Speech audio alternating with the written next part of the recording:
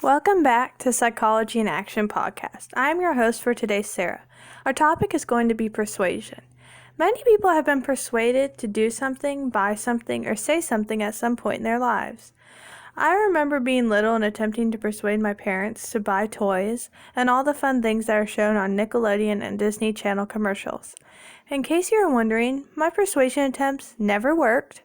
Persuasion is defined as an attempt to change people's attitudes, behaviors, and beliefs. Elections are a big example of persuasion and what it looks like to be persuaded to vote for one candidate over the other. Often done through commercials stating, "Vote for me, the other candidate is a backstabber and bought animal-tested products," which most can agree that these commercials are utterly ridiculous and comical. Often persuasion is done through commercials on television, radio, the internet, etc.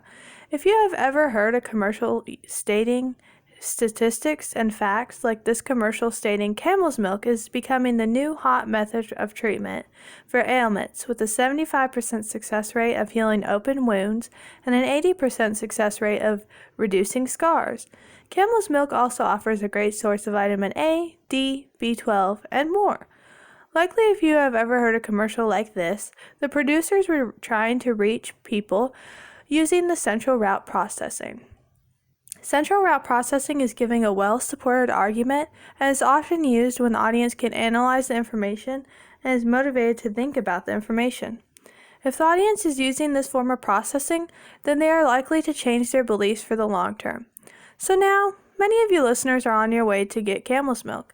Just so you know, I already tried Walmart, Target, and Aldi. They don't carry it. Just thought I'd give you a heads up. Have you ever seen those commercials where a really pretty supermodel is suddenly eating a giant hamburger from Hardee's? Well, first of all, I don't know about her, but if I was eating that hamburger, I would have more sauce on my hands and it would not be a pretty sight to look at. Anyway, seeing these commercials with celebrities promoting a product relies on the peripheral route process. This is where the audience is not going to analyze the content and is not motivated or involved. They are not going to overanalyze the supermodel eating the giant hamburger. They're going to accept that it looks good and we want one too. This commercial relies on heuristics or mental shortcuts. We often only change our attitudes for a short time. In order to persuade an audience using central route processing or peripheral route, it's important to pay attention to who's communicating the message, what is being said, done, or shown, how the message is communicated through written, text, audio, visual, and who the audience is. Paying attention to the audience means that the advertisers are not going to put a commercial on TV about Rogaine hair growth treatment for men on Disney Channel where most kids aren't losing their hair. In order to persuade the audience, the speaker often needs to communicate authority, have expertise, be confident, talk fast, have knowledge in a certain field. They must be trustworthy and argue against their own self-interest. Often these qualities are embodied in celebrities and doctors. The mood for people listening to the message can result in their ability to be persuaded by it. For example, if you're in a good mood, then you're more likely to be receptive to the message. I don't know about you, but if I'm watching TV at night and I am tired, you must believe that I will not be influenced by the commercials because I'm constantly flipping through the channels and not paying attention to the commercials. Like I mentioned earlier, kids are more likely to be persuaded than older adults who are set in their ways. Kids are persuaded through a commercial that they need the new Nerf gun 365 that will turn them into Batman. If you only spend $49.95 and buy the bullets for an extra $25, old people are probably not interested in the new Nerf gun or any other gimmicks. Some of the common persuasion techniques include foot in the door technique. When someone decides to give up their 1 hour of time to donate plasma once a week, then afterwards they ask you to donate plasma for 2 hours twice a week, and the requests continue to rise. Then before you know it, you've donated all your plasma, and this only works if the second request is consistent with the first request.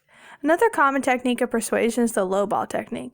You go to purchase something that looks like a good deal, and then at the end before checkout, the original item, your new toaster, now is not only going to cost $19.99, but $5.50 for shipping and $4 for taxes. Your new toaster went from $19.99 to about $30.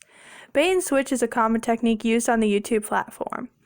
Videos are advertised with a thumbnail stating, "Oh no, car wreck with injuries." People click to see what happened to their favorite YouTubers. only to be misled and find out that the car wreck was a wreck between two Hot Wheels toy cars, and the injury being a Barbie doll's amputated leg. You are baited by the title, and then once you click and begin watching the video, the ideas shift to something completely different. Labeling theory occurs a lot by salespeople. Often they state, "You look like a generous person who loves giving and making people happy. If you purchase this new $60 product, we will donate 15% of the sales price to the Alzheimer's Foundation." Well, in order to follow through with their compliment of your generous spirit, you feel obligated to donate unless you buy the $60 product. One common technique used by children is the door-in-the-face technique. Children may say, "Can you buy me a pet penguin?" And the parent says no. Then the child asks their intended request, which is getting them a pet fish. Everyone who has seen television at some point in their life has experienced the "that's not all" technique, where the fancy salesperson looks generous and gives you a good deal on one item, and then the famous words, "that's not all.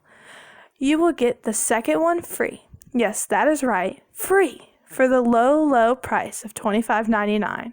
It seems like such a fantastic deal, you just can't pass it up.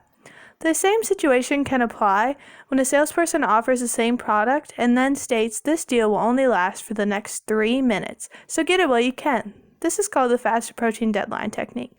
This makes you feel obligated to buy the item quickly because it's limited. Well, the big question for many of you is, how do I avoid persuasion and how do I not fall victim to those tricky techniques? You are all now aware of the various persuasion techniques, and you can analyze media messages and avoid persuasion. You can also become immune to changes in your attitudes because of persuasion being exposed to small doses of weak persuasion attempts. This is called attitude inoculation. Another way to avoid persuasion is seen through the reactance theory that looks at the idea that when a person's freedom is threatened, they're more likely to perform the threatened behavior. People are going to feel like they are forced into something, like buying a product. Then they are more likely to do the opposite and steer clear of persuasion attempts. So now that you all have been informed of the persuasion attempts used most commonly, I urge you to avoid the temptation to buy the new Nerf gun, the Camel's milk, and the pet penguins. Thank you.